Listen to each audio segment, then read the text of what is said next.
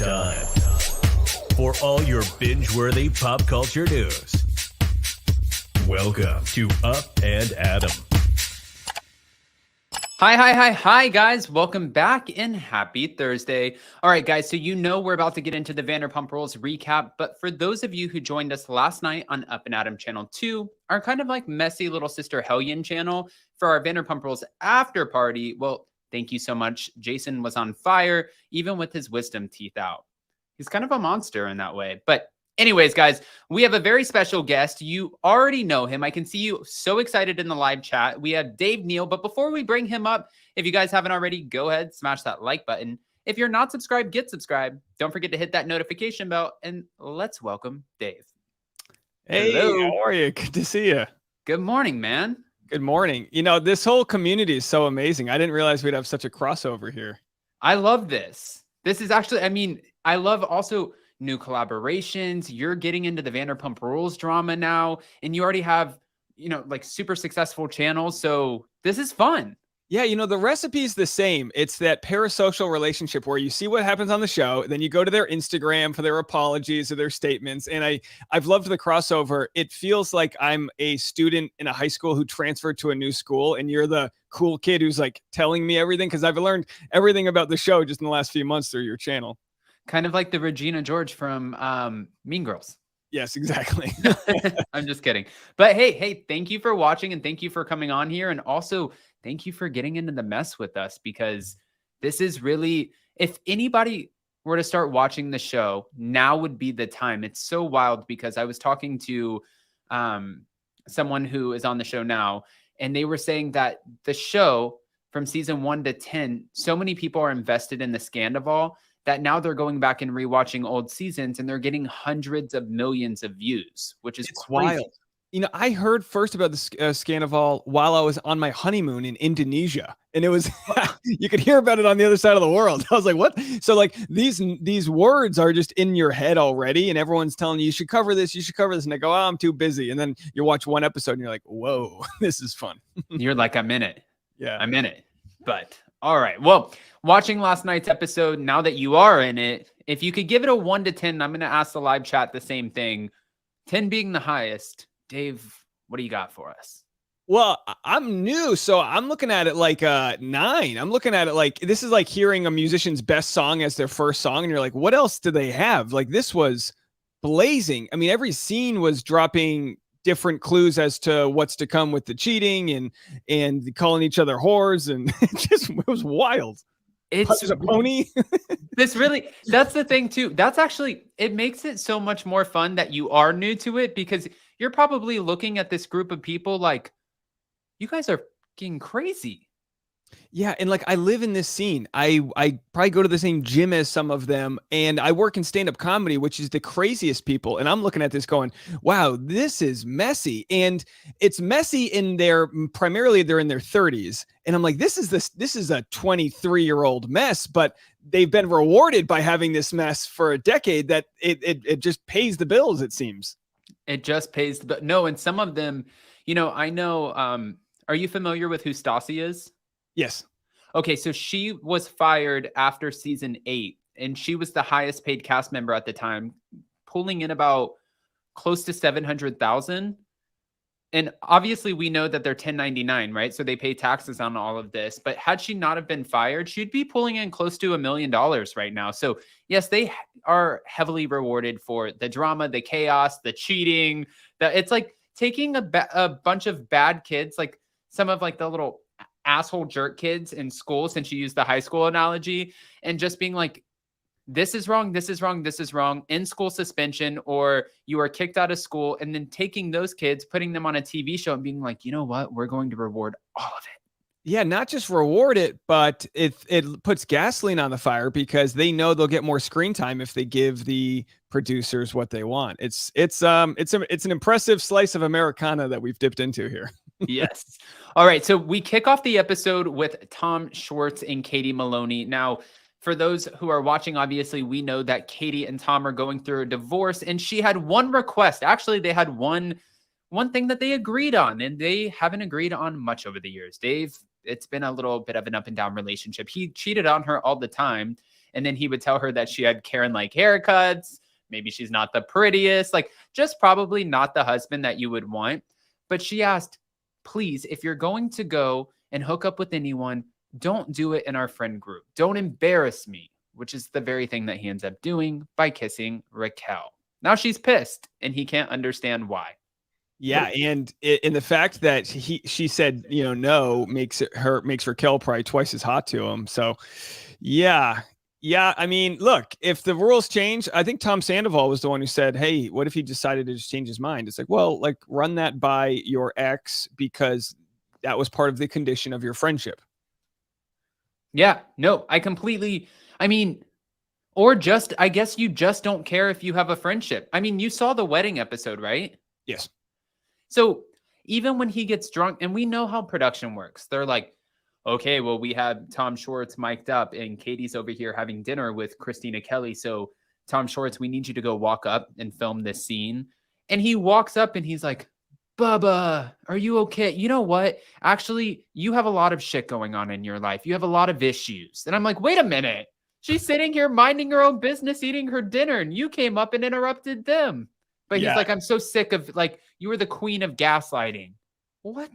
Not a home field advantage there for him to approach her table at sushi or whatever. Never interrupt a lady's sushi. I'll tell you that. What's funny is I don't, you never know what conversations are happening between him and producers or the other guys, but like he's being just gassed up by the other guys being like, no, you did nothing wrong. And they just got him white hot and he came in there and they're like, no, that's not how it works.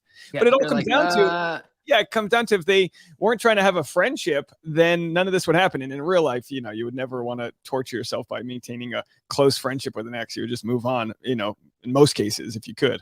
I don't think that I could be do you have any exes that you're friends with? No, and I have exes that wanted to stay friends with me. And I was like, this is a problem you need to work on. I'm ripping the Band-Aid off. Like, yeah, get me out of here. Yeah.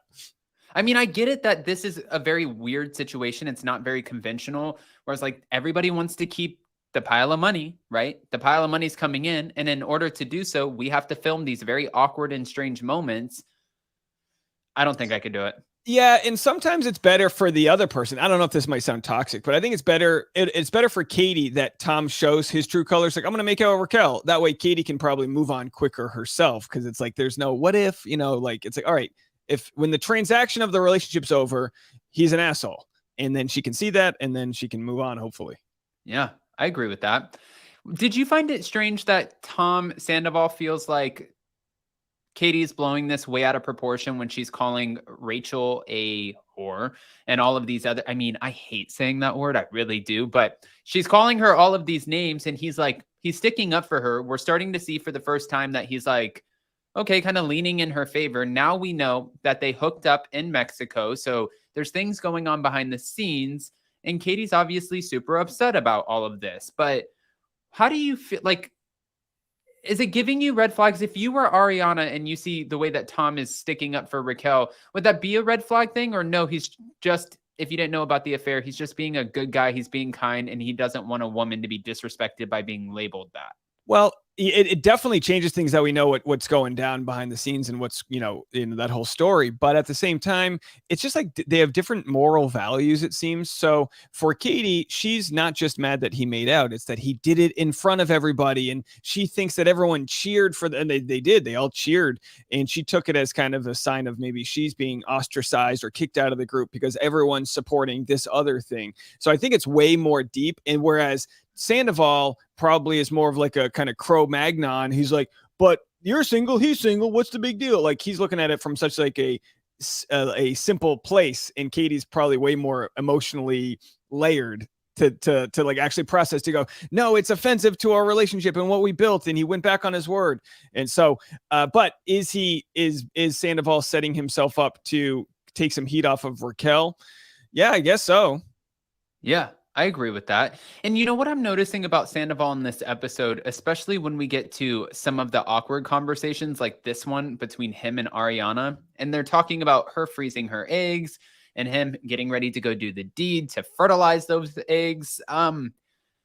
It's just weird because it reminds me, I had a friend one time who was going through an affair and my friend seemed so happy, before this affair started. And then when I was speaking with my friend, it seemed like they were making every excuse in the book about the person that a month ago they were so happy with, about how now they're constantly on their back. They're constantly nagging them. It's like he was trying to convince himself that I don't want to be in this relationship anymore because of the infatuation, the sneaking around, that one night stand, and what could it possibly be? Almost as if the grass is greener on the other side.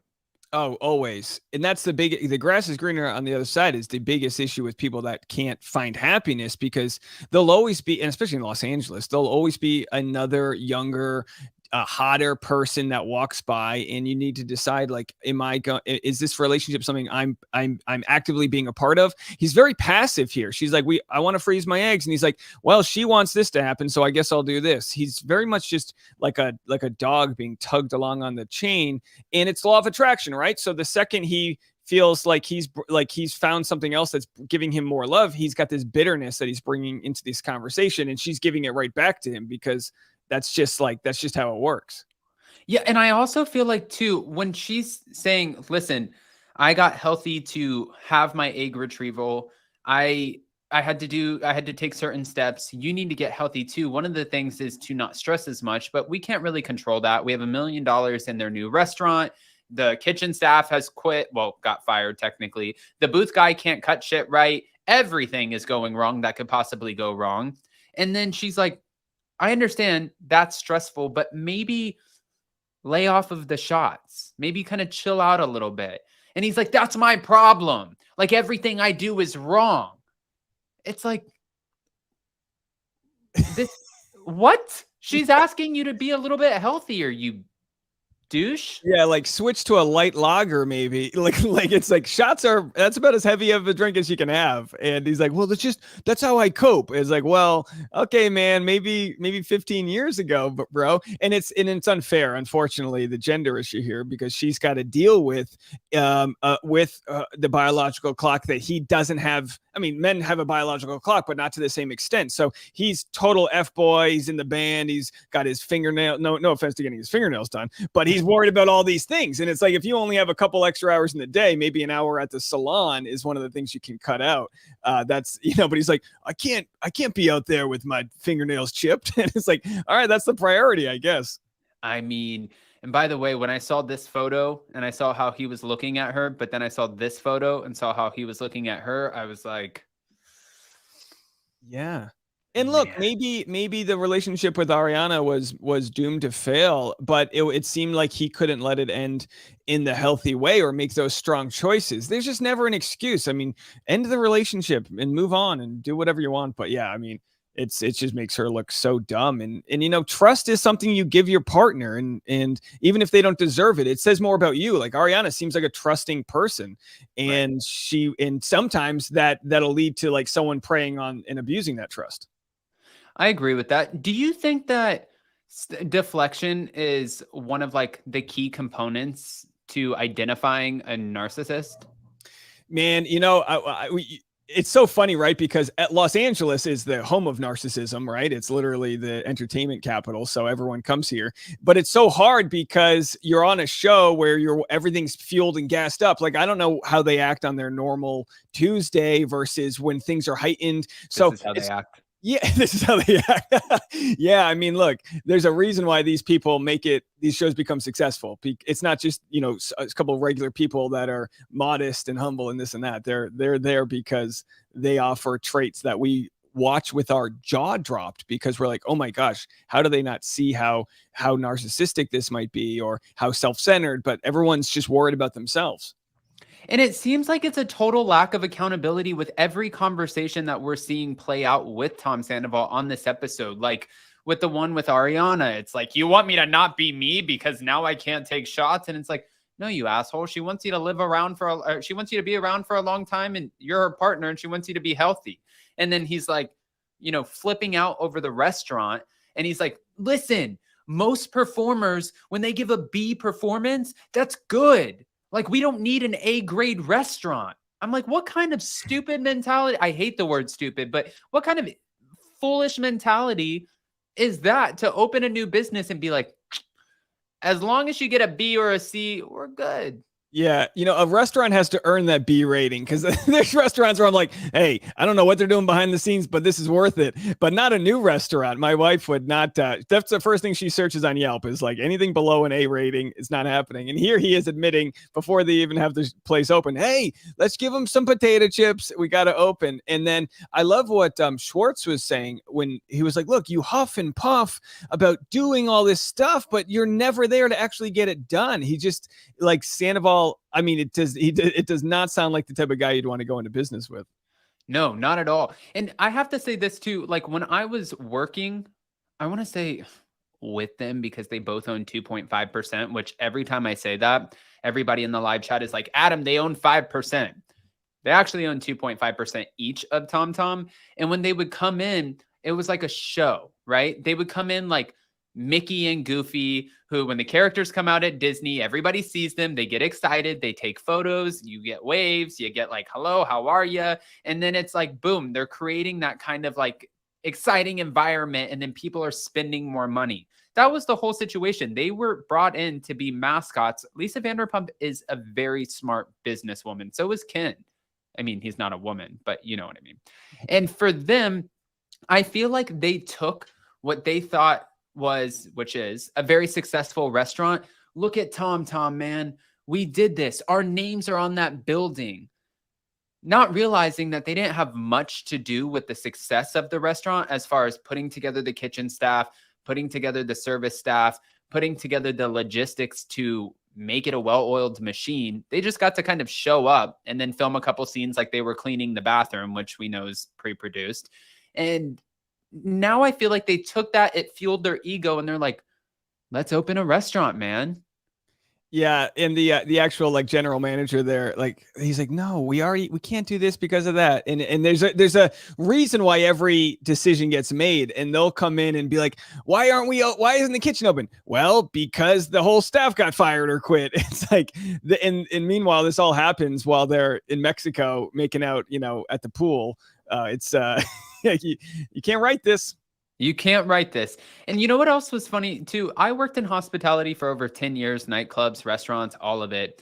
And when the owners come in, the GM is like up that person's ass, like, oh, is everything? Oh, yes, guys, you better get your together tonight. And they kind of like fall in line. They make everything a little bit more difficult for the staff because they're like, there's a lot of eyes on us tonight, and these are the eyes that matter. And when it comes to how they deal with the owners, they're very just like, what do you need? I'll make it happen, and walking the line so they can keep their job. And for Brett, this GM that they hired, I'm like, it's very interesting to me that you're telling them how this is going to work and you're firing kitchen staff while they're gone. Like, is that not a conversation that you would clue them into? I don't think that was pre-produced. Yeah, and I don't really know too much of the backstory with Brett there, but I would want a guy like that who's saying no, like this can't be done to an extent. He's like, no, like he's got a threshold. We're not going to open the doors unless we have all these things done. They come in, like you say, the mascots, and he's like, where have you been? No, we don't have booths. We don't have this. The fridge is delayed. It's like, I don't smoke. I needed a cigarette watching that scene. I immediately felt like I was a waiter, kind of like waiting for my bosses to quit fighting. Yeah, and then the weird laugh at the end, like that was the only part where I was like, did you guys just do this for the cameras? Because this awkward, like, ha, ha, ha, ha, ha, we just ripped into each other. I'm like, the hell is happening in this scene? Yeah, do they always fight like this? Because even then, so they fought with Brett, they all kind of raised their voices, and then with Lisa afterwards, Schwartz and Sandoval kind of had the same, the fight immediately restarted. Is this a normal Tom and Tom conversation? Usually it's Sandoval. Sandoval gets very animated. And even when he's around people, there's a few things about Sandoval that people point out. One, his band is called Tom Sandoval and the Most Extras for a reason. It's usually his most extra personalities that come out, and he is super extra. And two, everyone always says that he smells like whiskey and cigarettes. That is also very true. And that's not a diss. When you chain smoke, that's kind of your thing. You get to carry that around with you, and that is your aroma. So no shade to you, Tom Sandoval. But yes, every time they would come into the restaurants, it's like when you're happy, like he would do tricks with the drinks and be like, okay, guys, I'm going to make you a margarita with the limes. And like, it's like look over almost like a magician and doing the most. And then when he gets upset, he like freaks out and his veins start popping, and he has to make it like there's constantly cameras there. This whole thing is definitely, being on reality TV has changed his life for sure, because he's wild. Well, they have that saying where like you only mature to the point where like at whatever age you got famous, and it's been a decade, it seems, of him being rewarded, or probably longer. I mean, I had a buddy message me the other day. He goes, "Oh, you're covering Vanderpump? I worked with Tom Sandoval in catering years ago." So it almost humanizes him to me. And I go, okay, he didn't just become some reality star. He was probably like hustling throughout LA. Anyone who's come up in LA knows it's just a hustle. Everyone's trying to be seen. And now he's kind of got this thing that works. And now he's just going to amplify it. And you become like a caricature of yourself. Yeah. Yeah. And you, like you said, what you're getting rewarded for. So you keep on. That was sort of Stassi's argument when she got fired, because she used to say things like, when she would get mad at her friend Kristen Doty, who's no longer on the show, she'd be like, "I want to wrap a sex toy. I want to wrap it in barbed wire, stick it in acid, and shove it up her ass." And it's like, you cannot say that. But she would say these things on camera. And then her argument was, I was rewarded for 8 seasons for saying things that kind of made people go, what? And now all of a sudden, when everything shuts down, you guys are going to get upset with me and not just give me like a warning. You're going to fire me over it. And I mean, the fandom, when people start boycotting and saying, "We will not watch the show if you bring her back, we will boycott," the network's obviously going to be like, "Sorry, girl, you got to go." And it can only take a dozen or so people. The networks they're just coming to terms with how few people can actually cause a ruckus. Now, not to say there's few people in the Vanderpump community, they're super loyal. But with that, it's like we're ready to fire the cast because they're the ones on camera. But the real problem is the producers cattle prodding them with alcohol and getting them. It's like, what did they say to lead up to that point? The producers end up in control of the edit. So they will show things that make the cast look bad, but kind of wipe them clean of any wrongdoings. But it's like, that's the canvas that this is all created on. That's super true too, because when I remember with Kristen Doty, when she would come in and film her scenes, Jason used to manage Pump, and they have call times, right? Like a normal acting job. And she would come in, she would look really pretty, totally sober. And she would walk up and be like, "Okay, guys, you told me to be here at 1. You said I'm only here till 3. I made an appointment at the nail salon at 4:00. So are we ready?" And they would be like, "Oh shit, bitch came in sober. We got to fix this." So they'd be like, "You know what? Sorry, Kristen, we're running a little bit behind. We have a tab open at the bar. Just go order whatever you want." And then they would periodically, like every 15, 20 minutes, come in and check on her. And she would sit there and take shots. She would drink.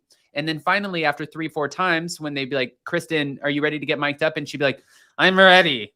They'd be like, "Great, girl. We're ready to go.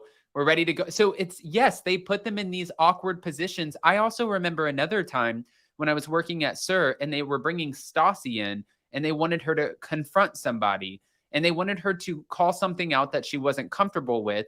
She was ripping the producers apart, saying, "No, I'm not saying it. I'm not saying that." So Goff, like literally cussing them out, saying, "This is me who's going to look like shit on camera. I'm not doing it." And they were talking in the mic saying like, "Stassi's refusing. Can you please call, the network or whatever? She's already been paid. What are we doing here?" And it was really hard for them to handle, but they're always trying to make the drama. It's their job. And if you don't give it to them, they can edit things in a way that'll make you look bad. It's a negotiation. And, we've talked about this all the time on my podcast. I'm actually interviewing a guy tomorrow who started an advocacy group for reality stars, because there's no union. I'm in Screen Actors Guild. That doesn't exist for reality TV. They don't get breaks for lunch at certain hours and this and that. And it's kind of, these shows, they're run like the same way a cult would be run. They'll dangle your employment in front of you, and there'll be all of the things that trigger your limbic system, lack of sleep, or too much alcohol, and a lot of audience understand it, but then there's some audience that go, "Well, they said that." And it's like, well, imagine yourself on your worst day. Imagine what you've said before. that's why the show prints money. They do a really good job of creating the scenarios repeatedly to get the most drama out of the contestants or out of the stars. Yeah, no, it's true. And then also on top of that, like you said, they are constantly, I do so many interviews with the housewives and Bravo talent, and they're constantly being told, if you won't do it, we will find somebody else who will. So don't sit here and be difficult to work with or give us pushback or get too big for your britches. Like Vicky Gunvalson, who was on the Real Housewives of Orange County, and she started the show. And then after 15 seasons, she's like, this is my show. And she threw a total fit at the reunion. She wanted to be sat right next to Andy. She was screaming, like flipping her shit. And finally, we didn't see her for the next season, season 16. They were like, you've gotten way too big for your britches, girl. We're taking you out of the game. And it's because they push you to a point, but you just have to take it. You have to take it and just be grateful that they're even giving you this platform.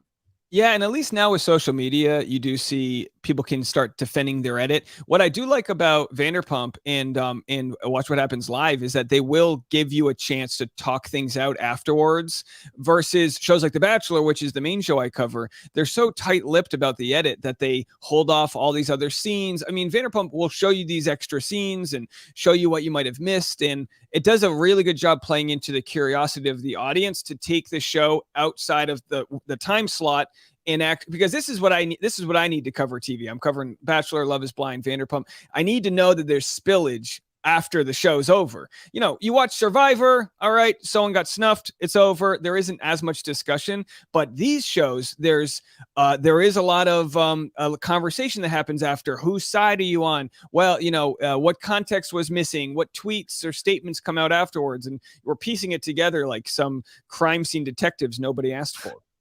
The Bravo detectives too, and I'm sure. Actually, I don't know which group would be better at this, because I know Bachelor Nation is wild as well. But Bravo fans, like, if you join the show and there is something to be found out, it's coming out. I mean, we saw this last night with Garcelle from Real Housewives of Beverly Hills, her son Oliver, who came onto the show. You see Lisa Vanderpump gassing him up. He's the hot guy. All of the girls like him. He has a wife at home. And he came onto the show thinking he was going to have a moment, sort of be this playboy, get the fandom of it all. And then boom, it took 2 seconds for all of that to explode because, well, you have skeletons in your closet and you have a wife at home. And she obviously didn't know that any of this was happening. Yeah, it's so wild. I mean, short of airing every episode live, these episodes were shot months ago, and as they're shooting, the fan base is unearthing things that then immediately become part of the storyline. It really is like the closest thing to a Truman Show that we have out there. And I'm catching this up in you know, like, I'm late to the party, and I'm like, oh my gosh, Raquel, and then Oliver's, you know, he's defending himself, and obviously the truth is leaning more on the side of he's for sure an F-boy. If it's cheating, I don't, you know, but clearly his wife thinks it is. It's so funny to talk about this. His wife thinks it's cheating. He doesn't. And then she just watches it play out right in front of her face. And she's a unknown mistress, as a lot of mistresses are. They didn't know they were a mistress when they, you know, got into it. That's due to men, you know, bending reality in directions. Yeah. At least she, I mean, it would have been horrible if she like decided, all right, well, I'll just stay with him for the date. You know, at least she kind of had some merit to leave. Yeah, no, I agree with that. Do you also feel like what Lala said had merit to it? I like that word. Do you feel like what Lala said had merit when she said, listen, when Raquel showed up to her birthday party, and she was like, at the end of the day, this title will stick with you for forever. They get off easy. The guy gets off easy. The women are labeled, and then we have to live with that shit for you know, the rest of our lives. I agreed with it, but I am curious to pick your brain. Yeah, I mean, I can see it that way for sure. When I look at Lala, I don't think anyone thinks her ex-fiance, I mean, he seems like a monster. I think everyone agrees on that. So I don't think I don't think there's any sort of, I don't know. You know, I don't know. With Raquel, we're able to watch the show immediately play out, where we understand that she was duped. I think when it's something that comes out slowly over time, then people usually remember the first thing they heard. So they might not have the context that, hey, she didn't know, especially in the culture we live in where you just read headlines. There are for sure going to be people that don't get the full story and they just think, all right, Raquel's a proven cheater. Now, of course, as we know, she is going to become that mistress, which makes it all super ironic. But if you're judging it in the moment, she was obviously taken advantage of and lied to by Oliver. Because he should have laid it out in a way where he could have defended himself better. But by hearing his estranged wife put him on blast, whether he believed he was single or not, clearly that wasn't the case. If both sides couldn't agree with that basic thing. Right. And then I also feel like too, I mean, just watching it, because you pointed this out at the very beginning and everyone keeps using the same phrase for this. We're watching it through a different lens now, knowing what we know. So it's so wild to see Raquel being like, I'm not Debbie Desperado. And I hate that I would never hook up with someone who's in a relationship. And she's doing all of these confessionals, but these confessionals, even she knows in her mind, filming with Oliver, the confessional came after. That's after you already hooked up with Tom Sandoval in Mexico. So it's crazy that you still have that. You just really believe that it was never going to surface. And one of those, like, keep your friends close, keep your enemies closer. She attached herself to Ariana. She stayed at her house for Thanksgiving. She would spend the night and stay in the guest room. She was seen traveling all over the United States with her.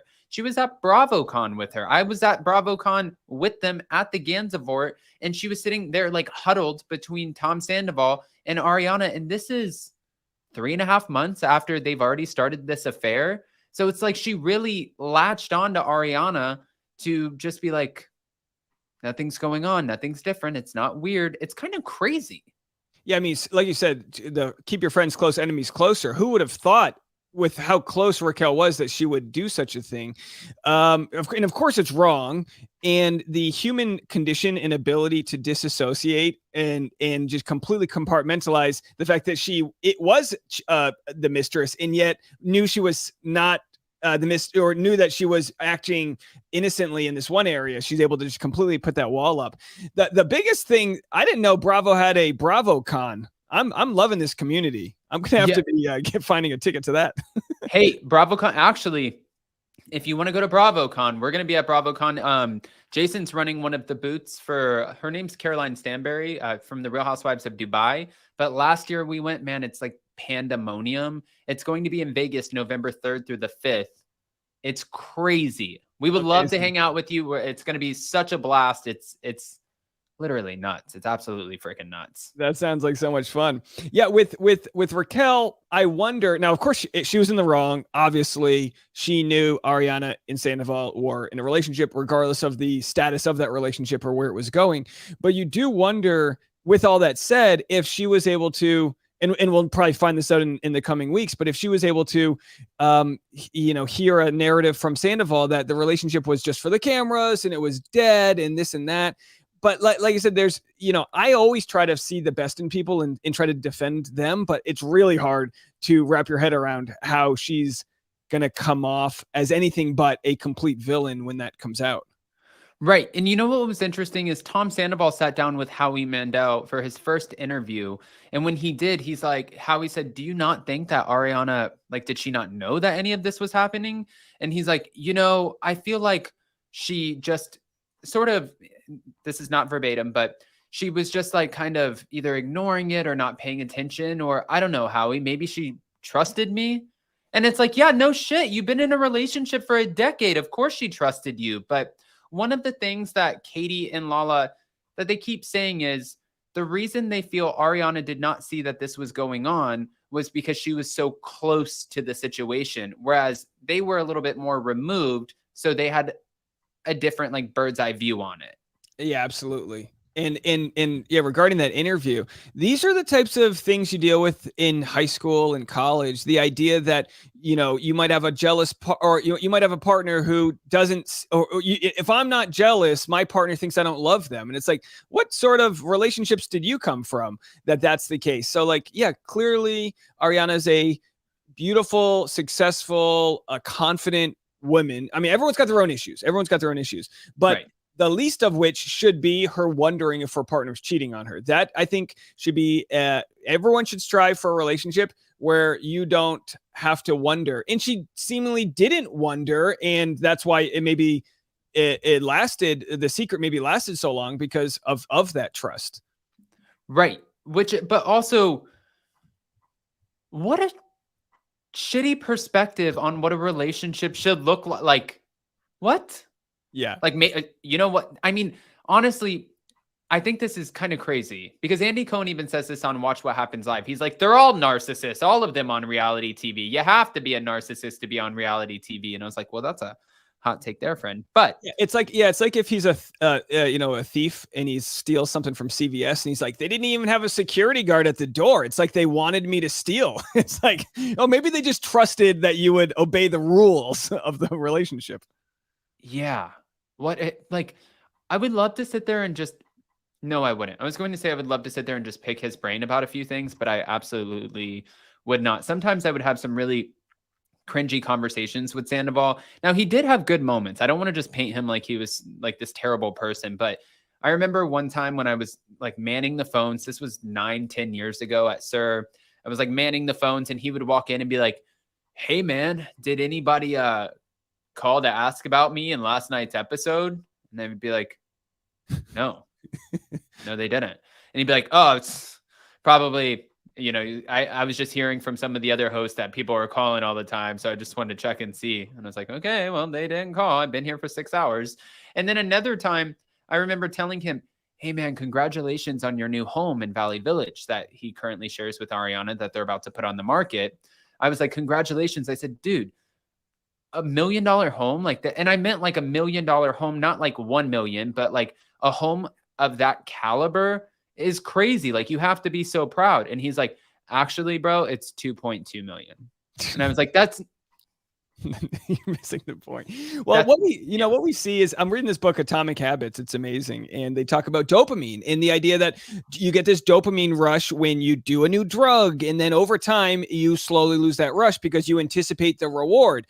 His dopamine might have been getting on reality TV. Then it might be the exposure from social media. And he's chasing a high that he can't quite catch because it's fleeting, because the dopamine is just a feel-good drug, and happiness isn't the same thing as a dopamine rush. And it feels like, and I'm not a therapist, but it feels like maybe he thinks a healthy relationship is the dopamine. And it's like, that's just not quite it, man. Yeah, that's the best way to put it, Dave. Thank you. That's not it. Don't be a narcissistic douchebag. Stop cheating on your girlfriend. And also, I thought it was funny. Did you watch What Happens Live last night? Yes. So we know Sheena, and Sheena is the reason that I met my husband. Sheena is the reason that I got the job at Sir. Sheena was my very first friend in LA. I mean, she really is just genuinely the sweetest person. And she looks at everybody like just everybody gets a chance with her. So that's one thing that I really like about her. She sees the good in everyone. And last night she was talking about the things that have transpired since the scandal broke, because one of the things that really affected her husband, her life, was this temporary restraining order and the accusations that came out, filing a false police report saying that she literally balled up a fist and decked you and bruised your eye and all of these things, right? But Sheena last night clarified and said, I did not hit her. As you can see with my nails, I cannot ball up a fist. Instead, I pushed her and I threw her phone. We're like, okay, well, that's still a thing, Sheena. That's still very much, you're not allowed to do that. But she's like, I was pissed. But she also said something interesting to me about Tom and Raquel, because Raquel recently, her PR team, when the scandal broke, she fired her original PR team and she hired a new PR crisis team. This crisis team, I don't know the name of them, so I feel like I can blast this out. And I hate to like blast out a company, so it's good that I don't know the name. But they suck. Like the way that her planted out in front of a nail salon doing this really crappy TMZ interview where she just looks so awkward, and where is that? Right here. where she's like, there's one single chair outside of the nail salon. It's less than 24 hours before the reunion. She's revealing things that, Bravo is going to be pissed off about because they're putting a lot of money into this production. And okay, well, they probably signed off on that. And then they end up telling Entertainment Tonight and Page Six, Raquel has checked herself into a mental health facility, a long-term facility, and she's trying to get the help that she needs. Okay, well then, people started feeling bad because at the end of the day, you never want to hear someone say, I'm struggling, and not listen. And then God forbid they do something that's so life-changing or drastic that now you wish you would have listened, right? Yeah, it's wild. First of all, crisis PR, it's the type of thing that works well when you don't know it's there. But it's something that is needed more than ever with society. Because these people that built their followings are now being, it comes down to this. I love the saying, don't piss on my leg and tell me it's raining. They got her outside of a nail salon, and I don't know, gullible as they used to be. Anyone who lives in Los Angeles knows it's a very cold time of year. She's not just sitting outside a nail salon. It's probably 48 degrees out there. And it's just, we can sniff out inauthenticity, which further hurts her cause because she's trying to jockey herself to be some sort of victim of the wrath of the Bravo community. And no one's buying it because it doesn't get to the point where she's maybe admitting she's at a rock bottom. There's no authenticity to the conversation. So if there's no authenticity, just like with Sandoval and Howie, people don't really feel like there's any sort of lesson that has come from this because it's still more of a PR placement by them. Right. No, I totally agree with that. And, for her too, like when the mental health facility comment came out, it was like, oh shit, like this is scary. She's getting help. That's a great thing. But this whole mom mentality has gone way too far. And then lo and behold, we find out that you're kicking it at Miraval Resort, like literally a 4.5-star resort where they come and cook in your room. You get to have wine. Let's go horseback riding. Let's do sound baths. We have astrologers on site, psychics, dietitians. Like, okay, girl, this is, yes, you can go there to calm down, but your rep sold it the wrong way. That is not a mental health facility. It was sold as her getting working on herself, and it really was others working on her is what it was. That's a spa is when other people work on you. That's not when you work on yourself. But I do agree that the wrecking ball always swings past its target and just does complete collateral damage. In the real world, she gets shamed by 3 people, loses her friend group, and gets to learn and maybe move on. On reality TV, there is a level of defensiveness because of, like we talked about before, this desire to maintain your following and like who's on team me versus team you. And again, it doesn't make anything she did right, but it throws in an extra gear that probably makes recovery and learning and growing from a situation that much more difficult. Yeah, no, I agree with that.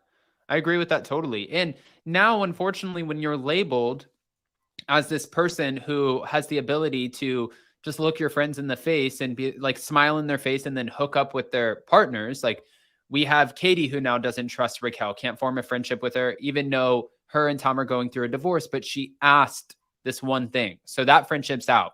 And then boom, we get hit with the Oliver of it all. And his wife is now going crazy, not crazy, but she's popping off on social media. And then boom, we have the Ariana situation with Tom and Raquel and Ariana and this whole weird dynamic. But then Sheena has to address this new rumor on Watch What Happens Live about a potential hookup between Brock and Raquel. And I'm like, this sucks because you guys are on this platform. So really, if this was real life, you would be like, there's no truth to it. I'm not giving this any life. And I don't need to talk about this or address anything with you. And on TV, you kind of have to be like, okay, we need to address this. Yeah, it's the thing with the internet and the like total bandwidth of information that's out there right now means if there is a conspiracy theory, you can find the confirmation bias, the information that exists online to prove your theory. So because there is this cheating scandal that's already existed, people go, well, if she cheated on with this guy, who else might she have her grip on in Bachelor? I'm sorry, in Vanderpump Nation here. And you can find a scene where people intermingle. And we're seeing that play out on social media now, where everyone's rewatching the show and going, oh, but here's the hot tub scene where Tom Sandoval is next to Ariana, but he's also next to Raquel. What's going on below the bubbles? And we know that that's an actual cheating was happening, so maybe there was something. But if Brock is in the hot tub too, that everyone thinks he's getting some action underneath there. And it's like, yeah, the toxicity of sort of leaping into conclusions is very easy to become a part of when it comes to the conversations outside of the show. Yeah, I completely agree with that as well. Wow, Dave, you're making some great points here. Oh my gosh, what a Look friendship! at this. Yeah. Can't wait for BravoCon now. Yeah, see, there we go. But also, well, I'll DM you after this. But also now I wanted to kind of pick your brain a little bit too about something that Sheena said, but also Allie was the one who saw Tom and Raquel at the Abbey dancing at 1 o'clock in the morning and being a little flirtatious and a little close and just red flags all over it. She's the one who brought this up.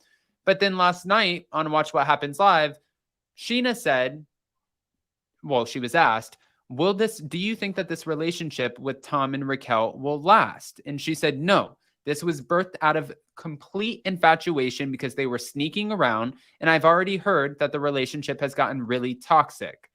Do you think two people who go through this process of starting a relationship, doing it all of the wrong ways, and then the way that they're handling it, is there a chance that it could last? Yeah, so the chance that it works is the fact that they share a common denominator, which is being hated by everybody, and they have to just run with it and they can commiserate together. Like I mentioned before with the dopamine hit, the fact that this is no longer a cheating that it's behind the scenes in a rendezvous, now that it's out in the open, he's going to lose that dopamine hit because it's no longer this shiny toy.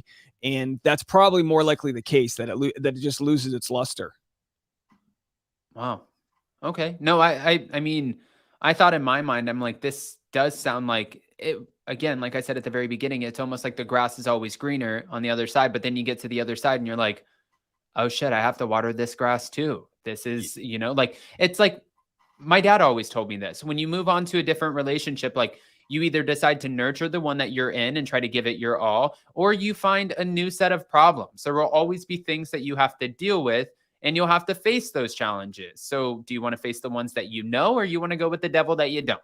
Yeah, and it seems like to me, it's like, you probably didn't know this. You can either be right or you can be in a relationship. You gotta admit, and like I said before, the fact that they're on TV, maybe he's so defensive for being right all the time. But you see in their argument that he has with Ariana that he feels like she never has his back, and so he feels like she doesn't have his back. There's this bitterness that has been built up. Maybe in his twisted world, he feels justified in seeking that out elsewhere. What any healthy relationship you learn that the relationship it should be the dessert, not the main course. And therefore, you shouldn't be expecting all of this out of your partner. You need to find a way to find that wholeness within yourself, and then you can offer a better version to your partner. And that's just not happening between them. It's not happening. It's all happening on her arm, but it's not happening here. That's where we're going to go with. Sheena's been using that phrase since she got that tattoo, like I feel like half of her life, but I love Sheena, so that's all right. Okay, so we have the reunion coming up at the end of May. So people keep asking me, Adam, are we done with the Scandival? No, guys. Every single week, there are going to be new paparazzi photos, new TMZ videos. Now, Ariana is in a new relationship with Daniel Way, who is a fitness instructor from New York, who she met at that wedding in Mexico when that was the first time she was seen out. So she's moving on. She's joining Dancing with the Stars. The girl is thriving at this point. But no, this is not over anytime soon. It's not going to be over until even after the reunion, because after the reunion, Peacock is sharing extras of one-on-ones with Andy Cohen and Ariana, Andy Cohen and Raquel, and Andy Cohen and Tom Sandoval. Dave, I wanted to ask you, what are you looking forward to most from the rest of the season? I just like to see people kind of present to us their true colors, and you don't get that full story on the show. That's why I love the podcast. I love long form content. So what I'm looking forward to most is letting the whole season play out, getting past the reunion.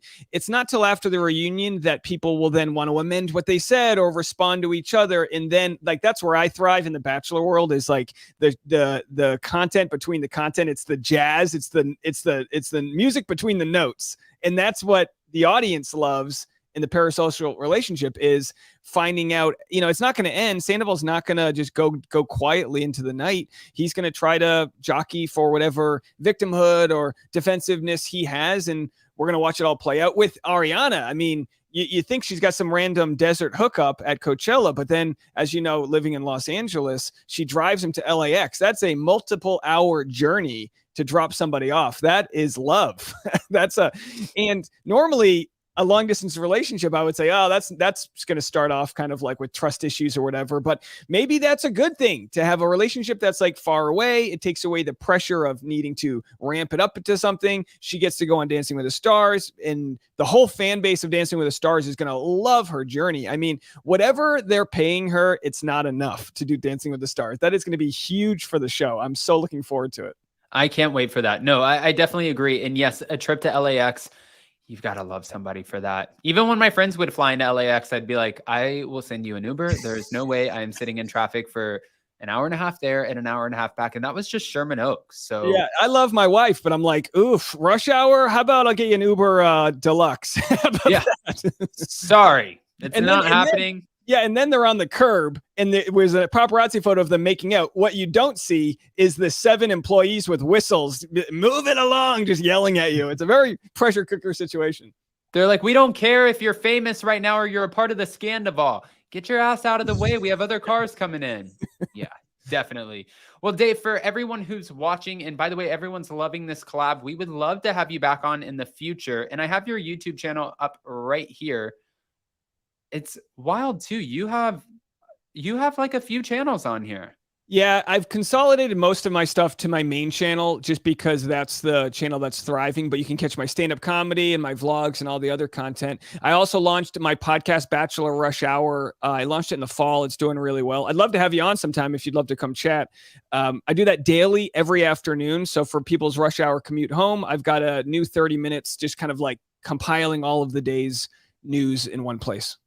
Man, definitely. I love, like, literally the fun thing that I love about Bachelor Nation is I've been watching it since I was little with my mom, and I watch every single season and I get into it. And I hate who is the guy who always ruins it for everybody? Oh, geez. That's a no, is it? Oh my gosh. He's the guy who always gives the spoilers for Bachelor Nation. Oh, Reality Steve. Yeah. Reality Steve. Yes. Yeah. And then I'm like, oh, I want to know what's going on. And it's like first episode and he's like, top 4 are these 4. And I'm like, it's like almost like when I was little, I used to unwrap the end of my presents and look to see if I could see a brand name or like, is it a PlayStation? Is it what? And I would ruin it for myself. And then I would have to try to get myself excited as if I didn't already know. But I still watch all the time. I would be honored to be a part of it. Thanks, man.